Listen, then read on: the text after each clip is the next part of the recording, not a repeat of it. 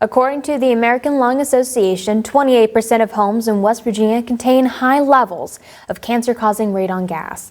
This gas enters homes through the ground that they are built on. It is odorless and invisible, so we aren't even aware when we breathe it in. January is National Radon Action Month, and Newswatch reporter Mike Teeney took an opportunity to speak with the Director of Environmental Health for the American Lung Association. We're concerned about it because we know that radon is colorless, odorless, tasteless, and invisible. It doesn't cause any immediate symptoms either. And so people can be completely exposed to high levels without their even knowing it. January is National Radon Action Month, and the American Lung Association is urging everyone to test their homes and take mitigating action if high levels of radon are found. It could actually save your life or a family member's, as radon is the second leading cause of lung cancer in the United States. There's naturally occurring uranium. People have heard about that, and that is radioactive.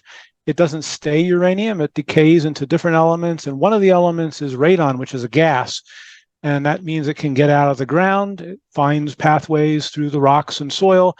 And normally outdoors, it dissipates to low levels, but sometimes in buildings, it can be very, very high, and that's where the risk comes from. High levels of radon have been found in all 50 states, as well as in every county in West Virginia. Certain types of rock, such as shale and granite, are linked with radon. As radon atoms are naturally released from under the ground, they can find their way into your home. And that means that radon atoms, which are very, very tiny, they can get through the microscopic holes and cracks in a house, let alone the big ones. And some houses don't even have, for instance, a concrete slab there. It might have an open earth crawl space. So the idea is that radon finds plenty of ways to come into a building, and that's why it's not something you can perfectly seal against. Radon test kits are available at hardware stores and come in short-term to long-term sample ranges. They range in cost from around $15 to $30. Long-term tests help give an accurate average of exposure. They are easy to use. They come with instructions. If people follow the instructions, record the information that's requested, that is like starting time and date, ending time and date, and make sure then the test kit is ready, sealed up, and sent off to the laboratory promptly for analysis. That's the way to get a number and find out what kind of ballpark you're in. If you test and get a high reading, you are encouraged to test again to ensure the results are repeatable. Another short-term test should be done in the lowest lived-in area of the house, a level that people do frequently use and regularly occupy.